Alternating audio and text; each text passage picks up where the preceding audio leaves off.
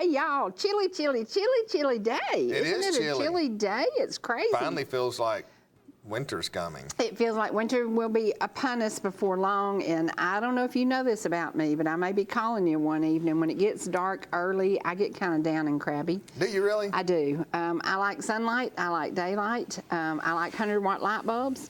I'm choir, my granny would say. I like bright light bulbs, too. The darkness really does get me down, and I wrote something last night on Facebook. I was going through a bunch of pictures last night, and of so many of our precious viewers and friends that have gone on to be with Jesus. Yes. And I just thought, man. And most of them, which is very weird, many of them passed in the winter months. Mm-hmm. There's something about bringing winter, and so it kind of is a dread for me. I fuss and complain about the heat in July because I'm old and I sweat and I don't like to sweat. But when winter comes, I really do find myself getting down. So this morning, I spent a little time with a buddy. We've been buddies a long, long time. And we were talking, and I said, do you remember after my daughter died what I did? He said, yeah, you had 4 jobs. I said, I did. Because I knew that idle time in the winter would have taken me down. She died in the winter. And we were approaching the anniversary of her birthday, which is Christmas Eve. We're approaching the anniversary of her death, which is January the 12th. I know that I have to prepare myself mentally because I start going down right now when the time changes. I can't do anything about the time change. No. They're going to change it anyway. Yeah. I've whined and bellyached and moaned and groaned, and they're still going to change it. They're still going to change it. And there has been discussion about not changing well, it. why do they change it? I don't know. I can't remember. Somebody said it had to do with our society It had to years do with the ago, farmers years ago, yeah. Have you Yeah. seen any farmers out today that, it's not farming, not as much as we used to be, No, so big I don't know. corporations taking over most of the farming. So. Yeah, so I don't understand why we go back to this junk, but we are. And so it puts me in a little Tradition. bit of a down mood, yeah. So y'all are gonna have to pep me up, pump me up, help me out, make me smile, and I've been listening to Gospel Bluegrass. I've been listening to How Great Thou Art, which is a song that really kind of lifts your spirits. We're gonna listen to that today as Miss Vicki sings that, but we're gonna try to encourage people. I've been to the grocery store lately, so I'm gonna give the rest of the program to you because I want you to encourage people that we're really not paying what we're paying for groceries, and tell me why am I paying $3.49 for a bag of white lily flour. I used 1 bag last week, 5 pounds. I used to buy that for 89 cents. Mm-hmm. Paul, it went from like $2.49 to $2.69 to $2.99, and this week I paid over $3. I'm like, are you kidding me? That's a basic staple of any Southern house. You got to have 5 pounds of white lily flour. Yeah. Are the grocery prices going to adjust? Are we going to see any change? You know how long it's been since I bought a pot roast? I'm not paying $6.99 a pound for pot roast. They're 89 cents a pound in my world. Yeah. So what's wrong? Well, inflation. You told us it was going to happen. I've been talking You're about it for always several right. years. I'm not always right. He's usually right. I tend to be a little early, but yeah, so, I mean, there's all kinds of issues. It goes back to the government's reaction with the initial onset of the pandemic. And, I'm an equal opportunity political basher. So I'm a political atheist. I wish we had an American party. Mm-hmm. I'm an American, right? Mm-hmm. So, but what are government leaders? I tell you what, Virginia might be a good place to start an American party because Virginia has now turned red. Yeah, and I heard. Turned red. So I saw a headline yesterday. I haven't had a chance to look at it. That apparently a truck driver spent $163 and nearly unseated an incumbent senator. You're kidding. Yes, for $163. That tells you how fed up people are. How fed up we are, yes, with politicians. And I was listening to Neil Howell. He wrote the book called The Fourth Turning. Just talks about, when you read the Bible the first time, I still remember the arrogance that I had when I read the Bible the first time. It was interesting. Let's see, it was probably 15, not that I read it the first time, read it front to back the first time. Mm-hmm. Let's see, it's probably 20 years ago now, 15 to 20 years ago, and I'm like, I've never read the Bible front to back. And when I got finished reading it, I made a few notes, but my purpose was just to read it and then go back and study more. I was shocked at how stupid I thought the Israelites were. Really? Right? I mean, really, God brings them out of Egypt. He feeds them, just miraculously. Like all of us today are like, gosh, I would give anything to have God speak that clearly and move that clearly in my life. He does, but sometimes we don't listen. yeah, we look at that. It's pretty amazing, and then all of a sudden, they're close with God, they prosper, they walk away from the discipline, and then they crash. Yep. They suffer the consequences. Well, if you look at that, that's the same cycle that we go through as individuals and nations. Nations being a people like the United States. So I wish I could remember who came up with this quote, because I hate to take it and not give them credit. Good times create weak men. Weak men create hard times, and hard times create good men. So there's a lot of weakness out there right now. And so going on with a little bit of craziness too. yeah, so this cycle that we're going through, going back to the question about inflation and prices, I mean, there's all kinds of media debate and finger pointing as to the issue. It's the ports, right? It's the ports. We've got all these container ships that are sitting out there. Right. That everybody's is telling different stories about why they're there and why they're not emptied and why they're not. Yes. So I was reading an article over the weekend, just wondering, is this actually transitory?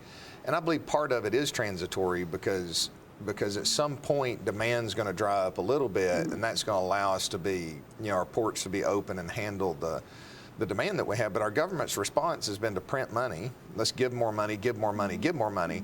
Oh no, we can't get goods here, so let's just print more money, and it's not going to be inflationary. But you shut the economy down globally, okay? And then you give more people money than you ever have in the past. And that goes back to Trump, okay? So I'd much rather have some of the policies that we have there, but there was not perfection in those decisions. So when you look back, you shut the economy down, and then instead of allowing people to have 70% of their unemployment, you give them 100% plus another $600 a week on top of that. So people are at home. They've got access to the internet. You've got your Amazon, so you can order. So what did people do? They bought all kinds of things. So that created, it just sucked the inventory out of the system. And what we see looking back is it's amazing how our just-in-time inventory worked. And then you throw a wrench in it.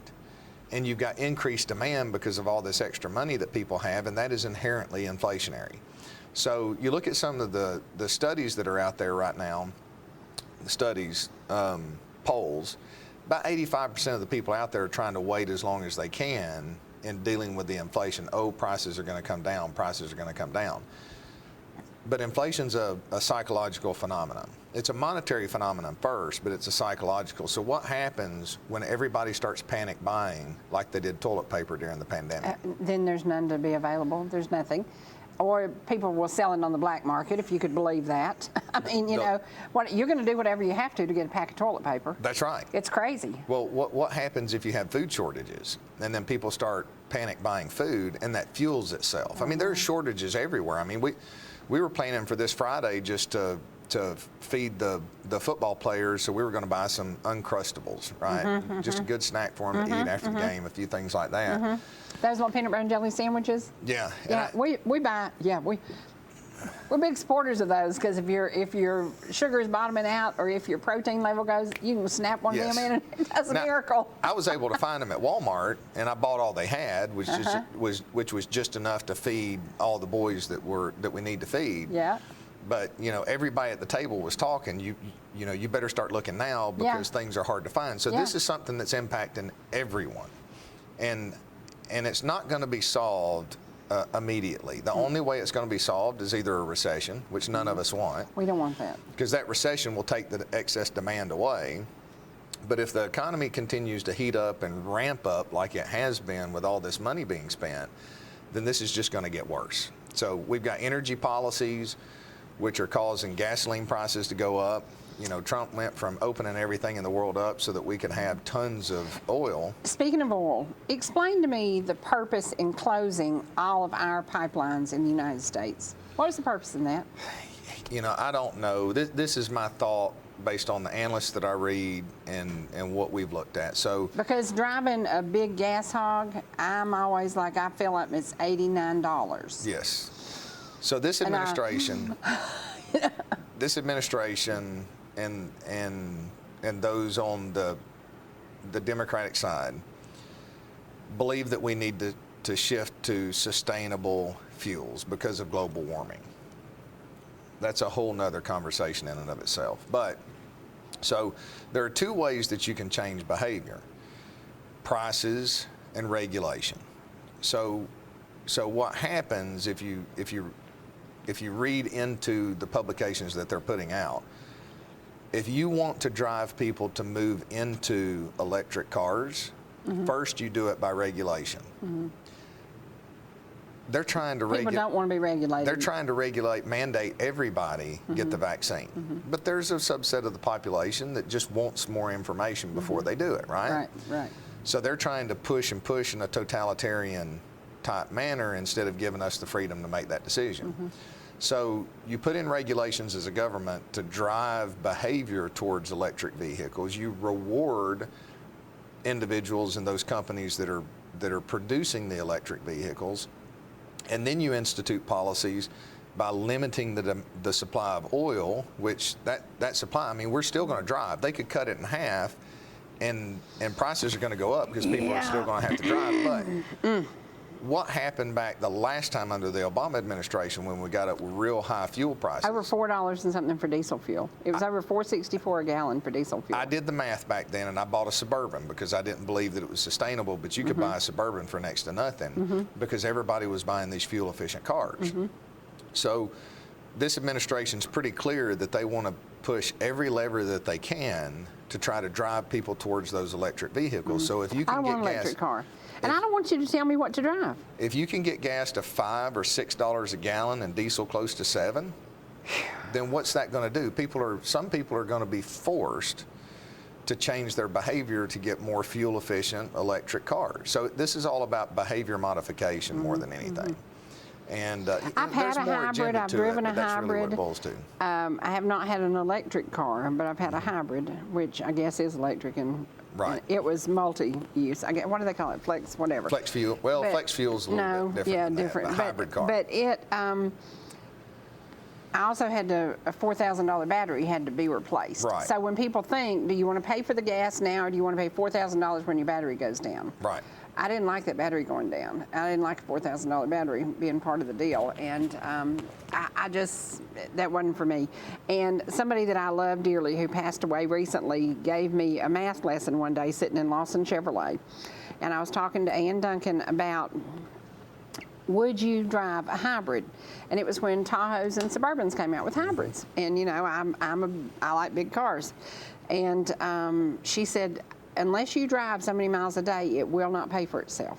Right. You got to do the math. I do spreadsheets. And she showed me, and it was so cool because I was just about to bite the bullet, and she said, look, just buy the gas. Right. You know, because for what the miles you drive, because at that point in time I was driving 60 miles a day. Now I'm driving like 180 miles a day. Right.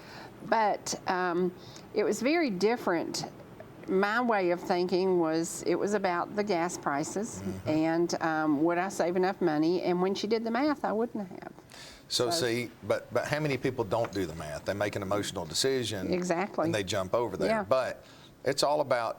And then their $4,000 battery has to be replaced, and they're like, I wish I didn't have this car. That's right. And it will literally, I mean, it blew my mind. Now, the technology today is light years ahead of where it was before.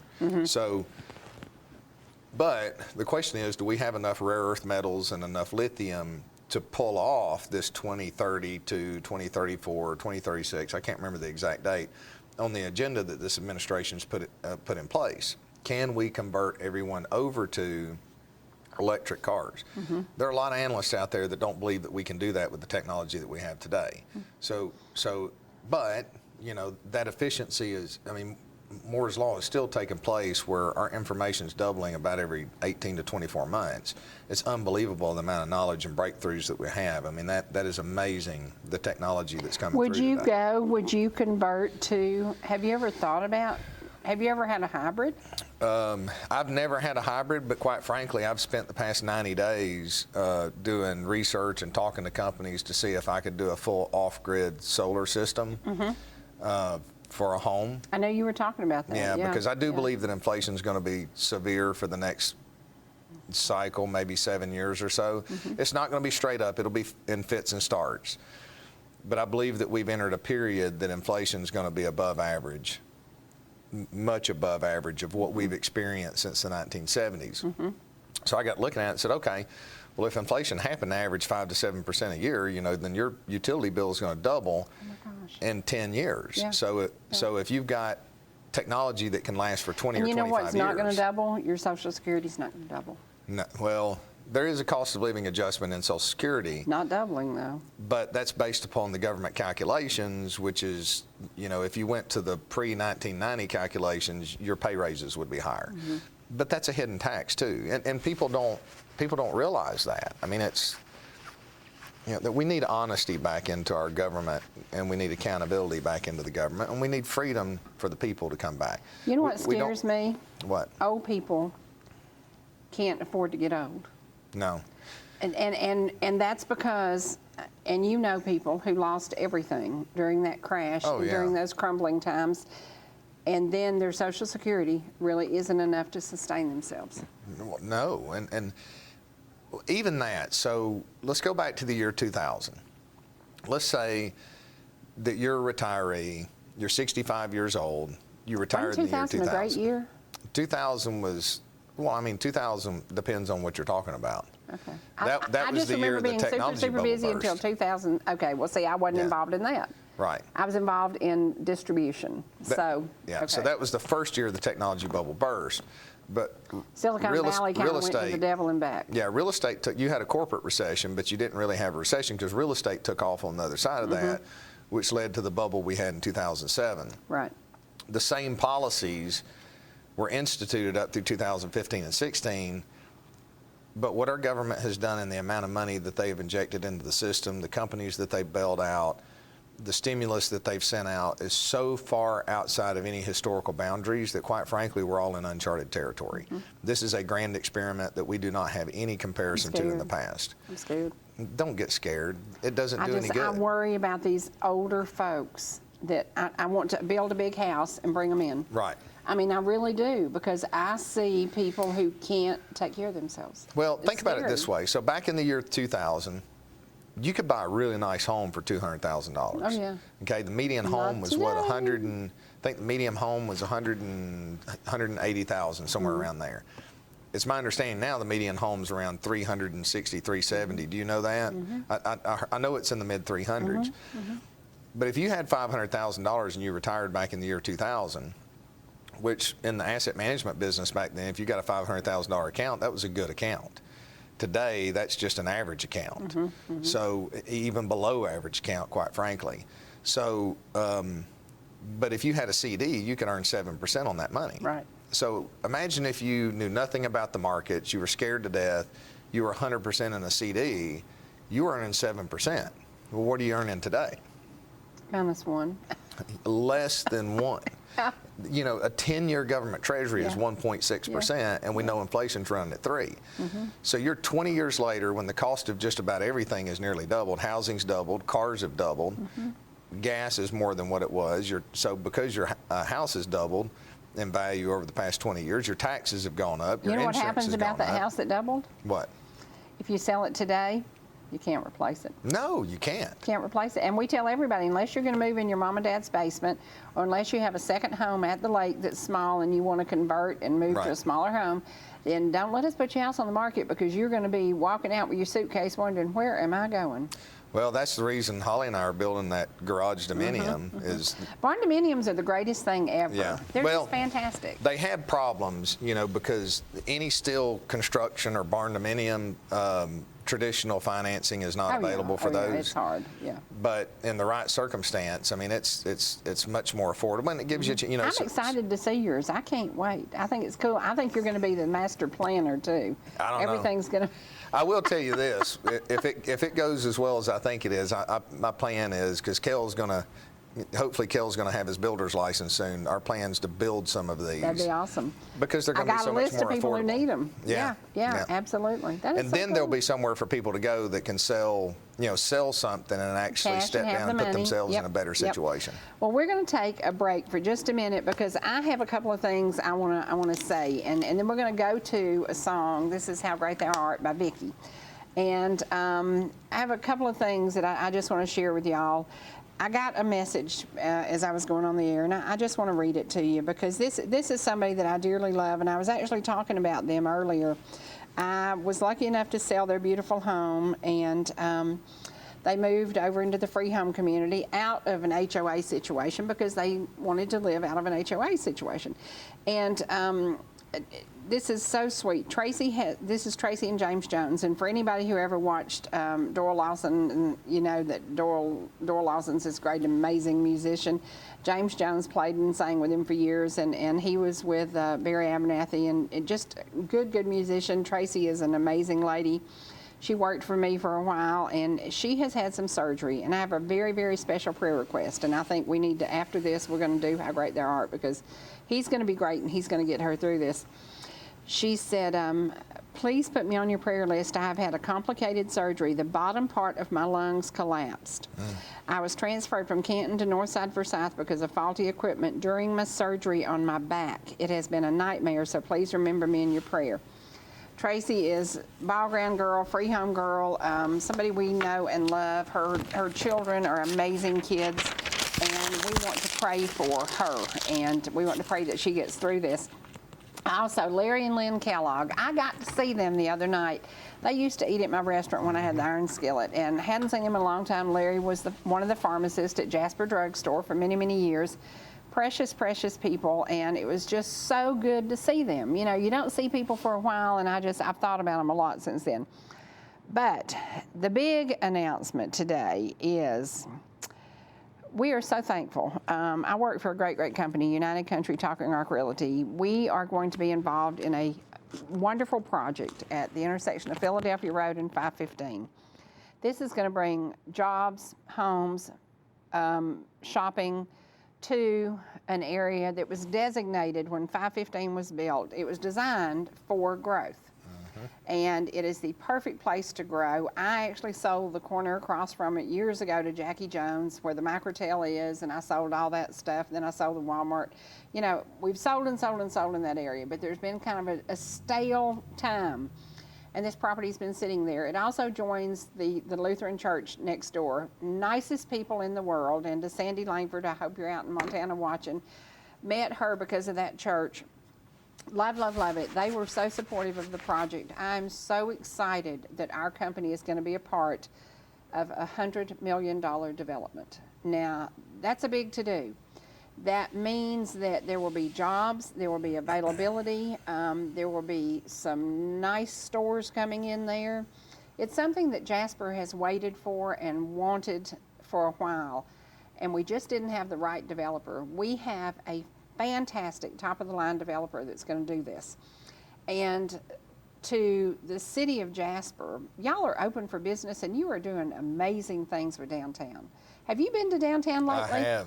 I'm telling you, I'm so proud of downtown Jasper. Yeah. When you start the whole street, both sides, something's going on all the time. Yep.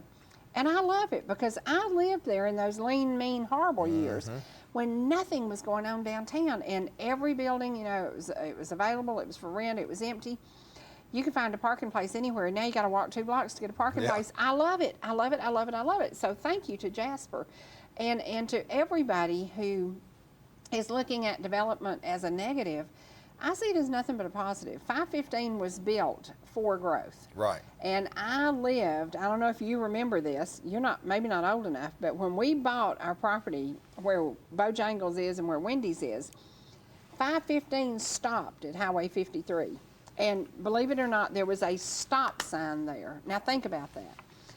You could come up from Atlanta to Highway 53, and you had to turn right and then go through downtown Jasper and go out through Talking Rock up Old 5, and then they extended it, and then they extended it to Talking Rock.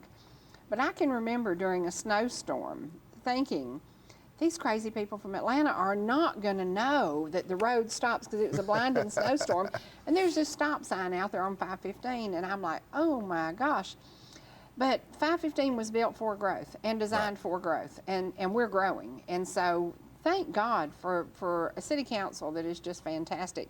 A mayor that is saying we are open for business.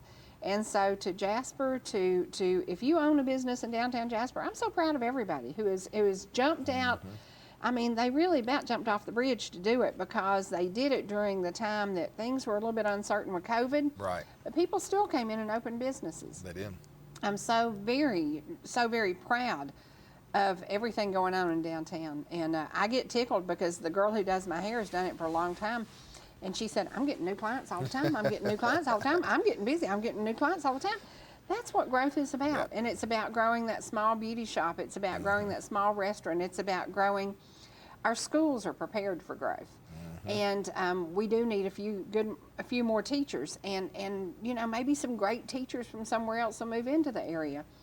But we are doing so well with managing growth. And I'm so proud. I'm so proud of Jasper. I'm so proud of Ball Ground. We are going to do what it takes to develop things right. And when this developer came, it's like the fourth developer that we worked with on this property. And nobody could quite get it just like it needed to be. And they are the best. They're the best. They are coming and bringing their money, and they are ready to do things in a perfect way. And I think it will be a plan that people will be excited. If you live over in the Hobson area, you'll be able to get a job in that area. If you want to move your mom and dad close to you, you'll be able to do that. I think it's the best of both worlds. Affordable housing? Affordable housing as far as the market will bear. Okay. And that's the problem. You know, somebody told me the other day, they said, we need a house for $185,000. And I want to mention that. Good luck. I listed something yesterday. My phone's been blowing up since it was listed yesterday. And Evelyn and I both have this on our phones, and we're catching calls all morning this morning, beginning very early. We listed something for $2,049. We are taking highest and best offers until 7 p.m. on Sunday night. We will have multiple offers. We will have cash offers. We will have easy financing. We will have no appraisal. We will have all kind of offers thrown at us. And then you have to make the decision what is the best for your seller. Yeah. This is $2,049. Would you like to know what you get for $2,049? I'd like to know. I'm not even going to guess. You get what I bought my mother years ago, a beautiful townhome. It's a beautiful Jacobs Point, 2-bedroom, 2-bath with a beautiful sunroom, absolutely immaculate, with a small backyard, and it's close to everything in downtown Jasper. That's what $2,049 will buy you. And it is a great value. Their HOA there is less than $50 a month. It includes your yard and your garbage pickup, and they clean your gutters for less than $50 a month. So that's like awesome. They clean your gutters too? Yeah, for less than $50 a month. And I'm like, are you kidding me? So it's really, really cool that we can offer that affordable housing in Jasper. And $2,049 is definitely affordable housing. Now, do I think it will sell for $2,049? No, I think it will sell over. It will sell over. But that's a good thing for the person who bought it and invested in it. And affordable housing to me used to be under $250. Now affordable housing to me is under $325. Right. If you can find something under $325, it's probably not in the perfect area that you wanted to be in, or it needs a little bit of repairs. But we are still bringing families to town. We are bringing retired people to town. My mom loved living at Jacobs Point. She loved it. And I'm so thankful that I bought her this, and she stayed there until she passed. And it was a good investment. It has gone up in value, and that's what happens if you take care of your property. And I have some dear friends who have a lot of rental property, and they take care of their property. So they pull in the best tenants in the world. People are on a waiting list waiting to rent from them, because they don't want to purchase at this time, and they're on a waiting list for rental. But it's all about what will the market bear. And somebody called me yesterday and wants my advice on rental. And I said, okay, so I'm going to go meet and look at the house. I think that it would rent for $2,200 a month. Now, my house payment on my big house was $2,270 a month. Would you rather pay $2,200 a month in something that you're never going to capture any value of, Or would you rather purchase a home and pay $2,200 a month? What would you do? Well, that's a simple question, but it's a complicated answer depending upon, you got to think, I What's your advise people on situation? their particular situation. So it depends on the situation. Mm-hmm. I mean, ideally, I would rather own the home, Mm-hmm. but it depends on whether this real estate market's sustainable. Mm-hmm. And that's a big question. You know, and that's the million-dollar Good question. question. Yeah. I think the actions of this government is, our debt is mathematically unsustainable as a nation and most individuals. But I mean, think about what we're doing. Think about what the baby boomer generation in charge of this country has done to their grandkids, okay? If you come out of school, more than likely you've got substantial college debt unless you're fortunate enough to have parents that had planned for it. And even the ones that planned got wiped out in the 2000 market crash or the 2007 market crash. So you're coming out with substantial, you know, college debt, okay? What are your chances? And then a starter home's $325,000. Yeah, it's crazy. Well, we're going to do a commercial break, and we're going to do a song. And this song goes out to Tracy Jones, to James Jones. I know that everybody in Ball Ground knows them, loves them. Please be praying for Tracy and pray that she gets over this. Also, one of our clients is battling. He had 2 blood clots in his lungs last week, and he is such a sweet, sweet guy. And right after we moved them to North Carolina, he ended up in a hospital. So please say a prayer for Dwayne and for his sweet wife, Vicki, that they get through this. And again, thank you to everybody who loves the cities that we serve, from Ball Ground to Turtletown. You know, there's something about these small cities. The people who are running them are doing it right. And thank you to each and every one of you. Here we go. We're going to take a commercial break and listen to a little music, and then we'll be back.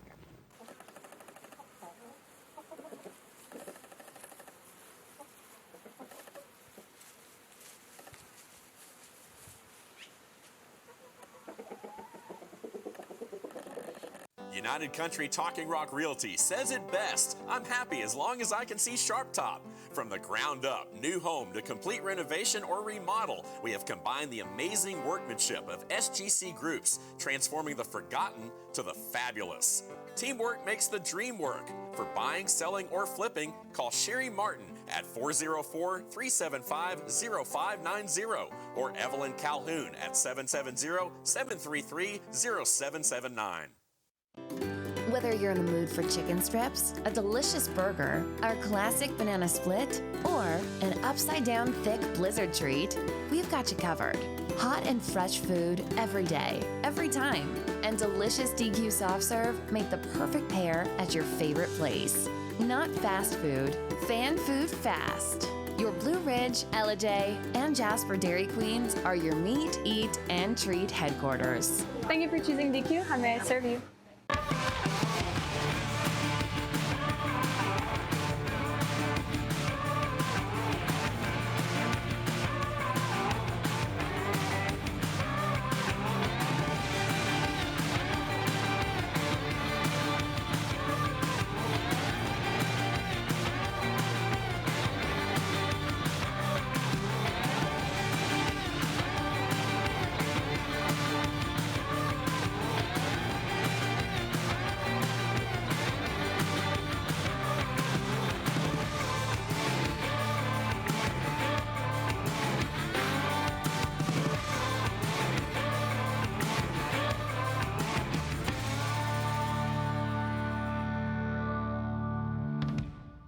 Georgia Medical Treatment Center now has 2 locations to bring you the high-quality holistic care you've come to know and expect. We treat neck, back, and joint pain with chiropractic care and injection-based treatment without the need for surgery or prescription painkillers.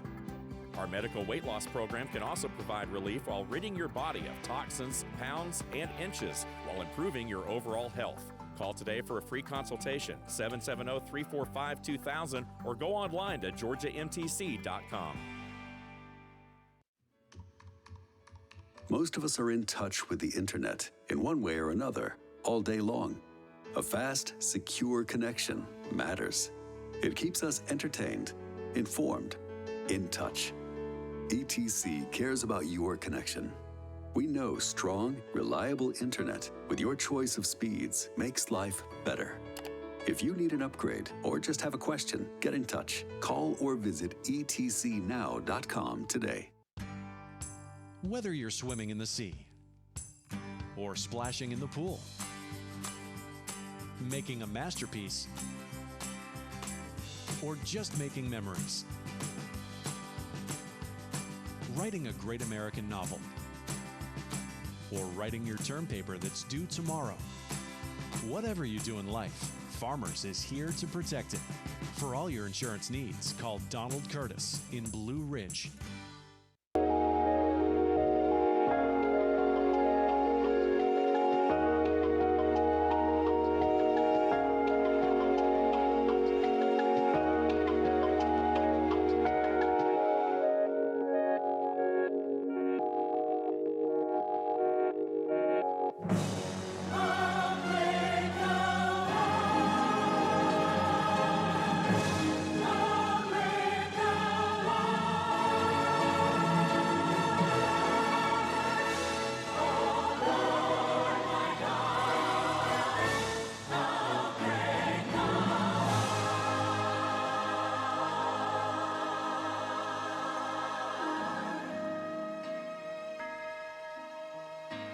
Oh Lord, my God,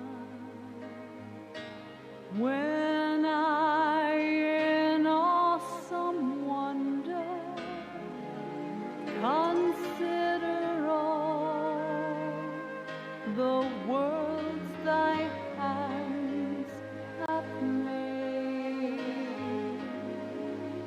I see the stars, I hear the rolling thunder, thy power throughout the universe displayed. Then sings my soul, my Savior God, to thee. How great thou art, how great thou art. Then sings my soul, my Savior God, to thee. How great thou art, how great thou art.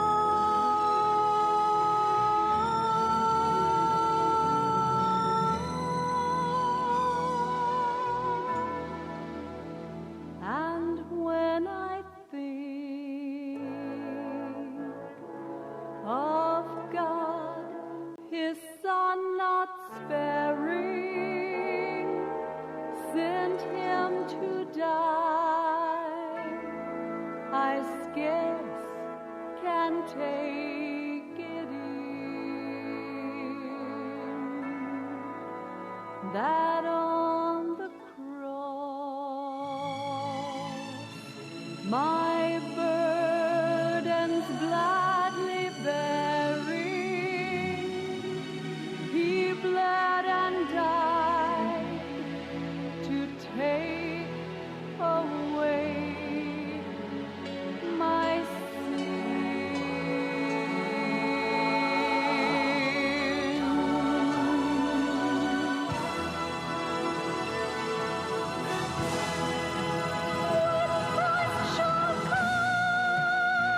with shout of acclamation and take me home, what joy shall fill my heart? Then I shall bow in humble adoration,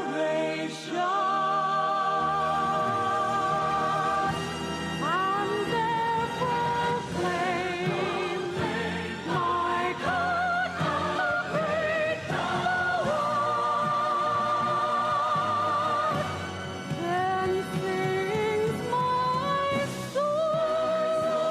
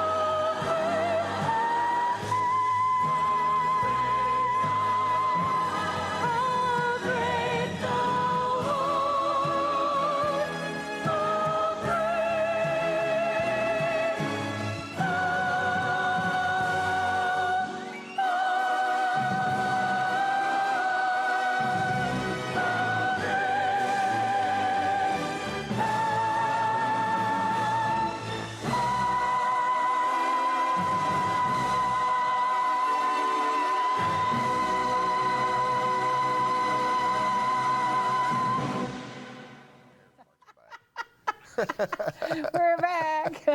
Okay. All right. Can't do anything about inflation. I'm going to have to suck it up and keep buying those expensive groceries. Can't do anything about the power bills going up. Is there anything I can do anything about? Well, you can be prudent and wise with your money and your purchases. I mean, you still can be. So, I mean, that's one of the things that's coming. What we hope is that wages go up enough to help offset it. And, you know, really, if I was in charge and we have the debt where we are, you've got one of two options. You can allow a normal recession to happen, which they've so intervened in the markets that they've kept us from having a normal recession. Would a recession include huge layoffs of people? It would, yeah. I mean, unfortunately, but see, and the reason why it's so... I've never been laid off due to lack of work. Do you know how old I am? And I thank God. Oh, thank God, I've never been laid off due to lack of work. Yeah, but you have a work ethic that most people don't have. I'll do anything. And even if you have good work ethic, you can get laid off. But you know, so real estate market declined, but I had another job. Yeah, so that's a rabbit trail. But yeah, so I mean, a recession would be layoffs, or a recession could just be consumers deciding not to spend much money. You know, if inflation gets bad enough, people are going to have to choose where they can spend the money. And the question is, you know, the government wants to print all this money, and they're like, it's not inflationary. Well, put $1 million in everybody's hand and see how much inflation comes on the other side of that. Now, if you put $1 million in my hand today, I would save it. Where the old me, 12 years ago, oh, heck, fire, I can make more. That was my motto. I can make more. I can make more. I've made all this money. I can make more. I'll make more. I can make more. So the question that the government stuck with is, do we allow a recession to unfold and we go back to, because recessions are healthy, okay? I mean, what it does is it clears out the excess in the system, it clears out the foolish behavior, and it gets everybody back to a foundation where you have a strong foundation to build from, so you don't have catastrophic collapse. With the government coming in and basically training everybody, hey, we're going to bail you out, we're going to bail you out, why do you need to save for tomorrow? Right. Now, that's not my personality. That's not the personality of the people that I work with, but that's the personality of a lot of the population because, well, hey, the government's going to bail me out. So you get into a situation where you have a major recession. The longer they keep us from having one artificially, the more catastrophic it becomes. So on the other side of that, what do? Do you stand back and let normal monetary policy come into play and you allow a recession to happen that just absolutely wipes out the whatever hope that people have left? Or do you err towards trying to print a lot of money? You just print a lot of money and you hope that wages increase faster than the inflation comes in, and those wage increases help reduce the burden of that debt. Either way, you're going to have some extreme to get out of the extreme situation we're in. It's what pain do you want to choose? Now, I will tell you personally, if you operate prudently, you have a savings, an emergency fund, and you're putting money back for those hard times when they come, then deflation allows the wisest individuals, the most prudent individuals in our society to gain the roles of power. When you are pushing inflation like this, it allows the gamblers and the greediest individuals to gain the reins of power because there's no way to hide from inflation. It impacts everybody horrifically. And the only way to protect your wealth is to be incredibly aggressive with those investments. And we don't know how this is going to pan out. I mean, there are people, I believe that we're going to be inflationary. I've always believed that we would have a 30 to 40% market decline to reset everything back. What is the market today? You know, I used to keep up with that so closely, and now I don't even remember. Yeah, it's all-time highs every week. I mean, it's just. I mean, we might pause for a month, and then it's all-time highs again. I mean, every asset class out there is basically taken off, except for a few classifications. So Dow's over 36,000. Nasdaq's over. I can remember the Dow at 5,900, and people were just panicked. Oh yeah. Yeah, it was bad. So the question is what pain are you going to choose? And inflation wipes out the savers and it rewards the borrowers. So there's no easy way to navigate that. And inflation is horrific on retirees, especially if you're on a fixed income, right? So, there's nothing easy about this environment. It's tough to work through, but what's going to change it right now? Our supply chain disruptions aren't going to change overnight. The reality is we need leadership that's going to step up there and talk to the American people and say, look, here's your choices.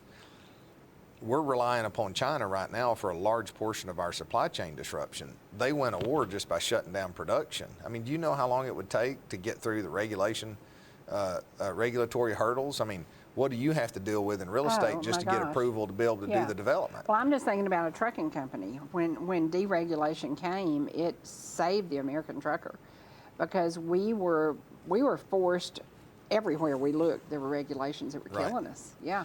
Well, think about it right now. Like one of the reports I was reading is one of the problems we're having to get these containers off the ships is we don't have enough cargo carriers. They're not made in the United States, and you can't get one right now. So if you're a trucker and you want to go take advantage of it, you can't get one. How do you think Jasper would do if instead of $100 million retail and housing development, they wanted to build a steel manufacturing plant to make those carriers? How many people would be up in arms over that? So think about how, but don't we need to make those things here for our own security and protection? You know what I would love to hear? I would love to hear the phrase "Made in America." Oh, I would too. Do you remember a 1991 Cadillac? 99% of the parts in that car were made in America. Do you remember Made in America cars? I do, but here's the problem with that. What we have done to hide inflation and to increase corporate profits is allow corporations to ship all of our manufacturing overseas. So China was coming for a plastic part that you have to wait that holds your car up for 6 weeks sometimes is coming from across the water. Yeah, so if I was in charge of this administration right now, you got issues in Taiwan to where, semiconductor chips, you can't get them. Stop sending billions of dollars overseas and find some investors and build a chip manufacturing plant in the United States. Made in the USA. But here's the problem. We're about 5 times the cost of labor over there, so you're talking about 5 times the cost of goods. Right. Do you know anybody who could handle having the cost of everything they purchase go up 5 times? I don't know.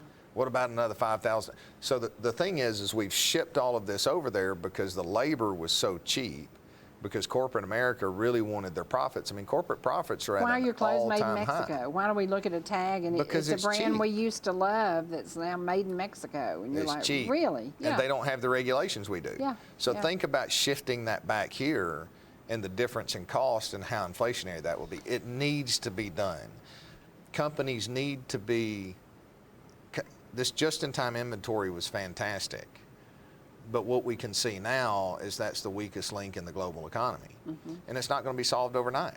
I mean, and think about the power these other countries have right now. It's like China's announcing lockdowns again because of another COVID outbreak. Well, what's that going to do to the manufacturing process? How much further is that going to slow down the ability to get goods? I needed a part for the car that took twice as long to get as we thought it would take. Yeah. Ordered a chair, it's taken probably 3 times as long to get as we thought it would take.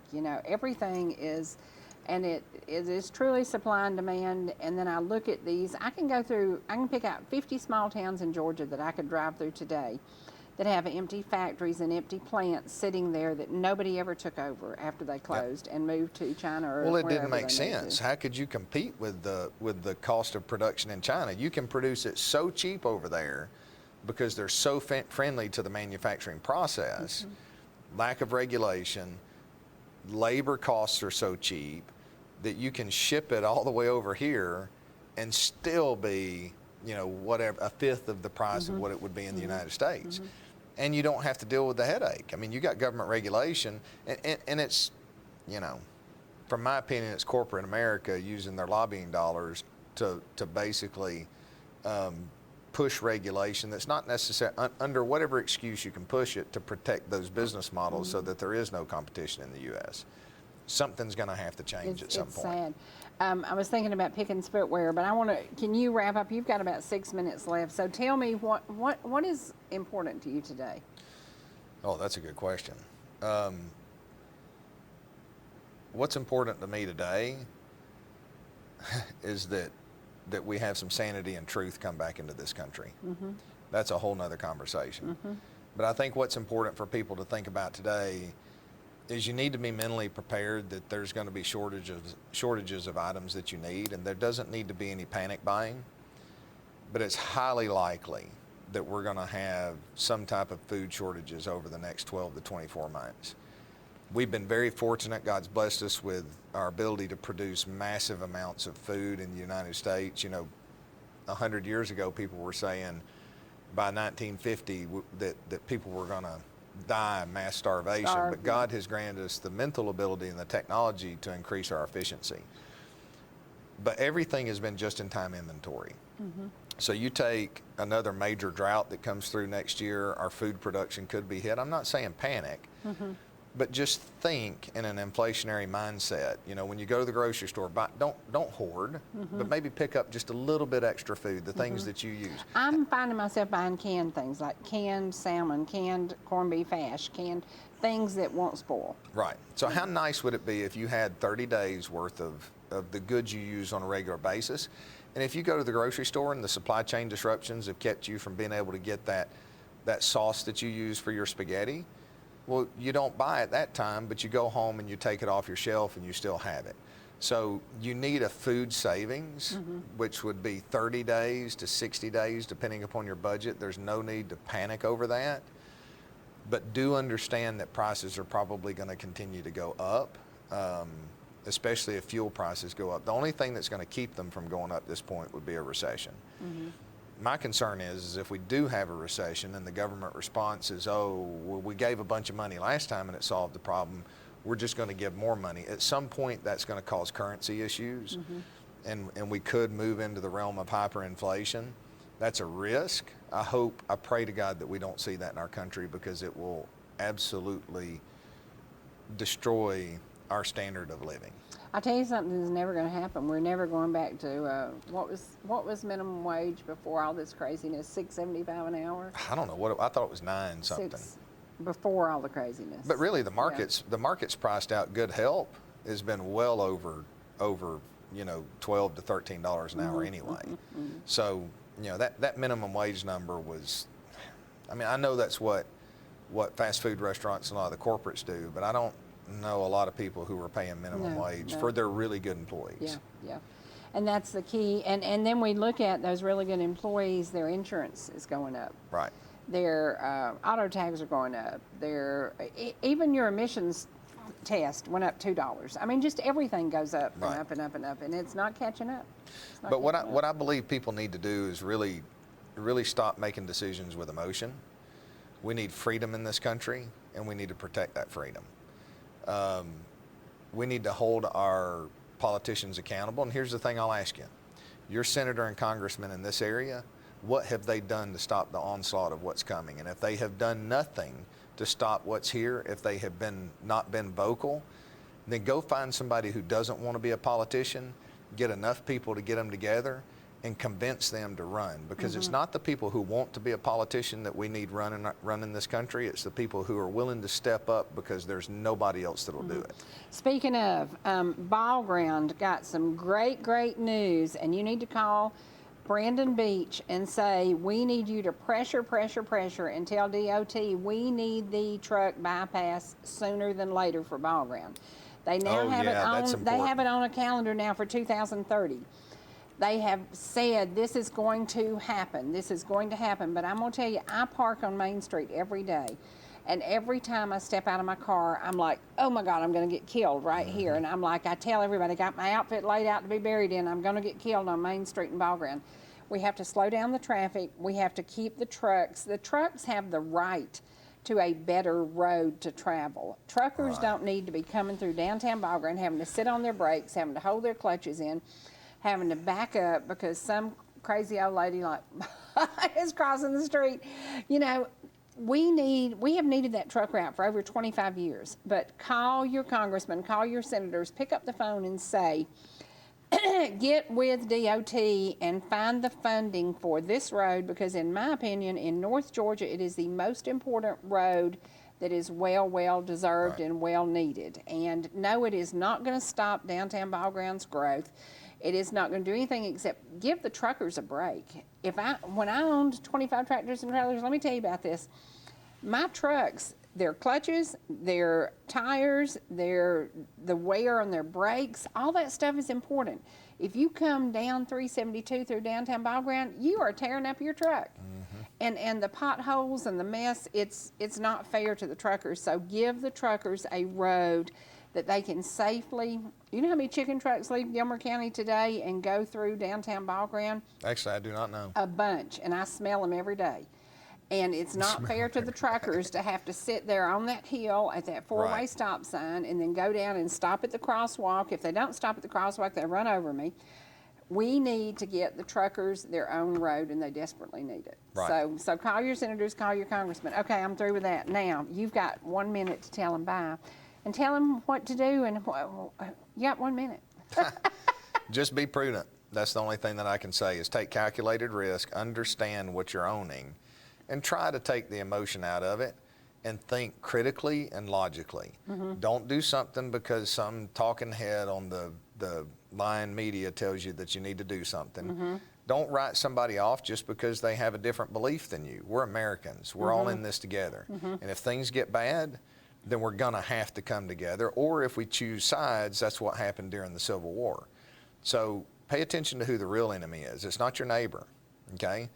It's those people who are trying to manipulate the political process for their own nefarious benefit and control. So freedom should reign in this country, and freedom is how we come about with creativity. That's the American dream. That's why the majority of problems solved in the world have happened with Americans, because we actually had capitalism, not this distorted capitalism that's there. So protect freedom. That's what you were given by your parents and your grandparents. Make sure your children and grandchildren have that same amount of freedom. And if you don't stand up for it now, the only way that freedom will be protected is through bloodshed in the future.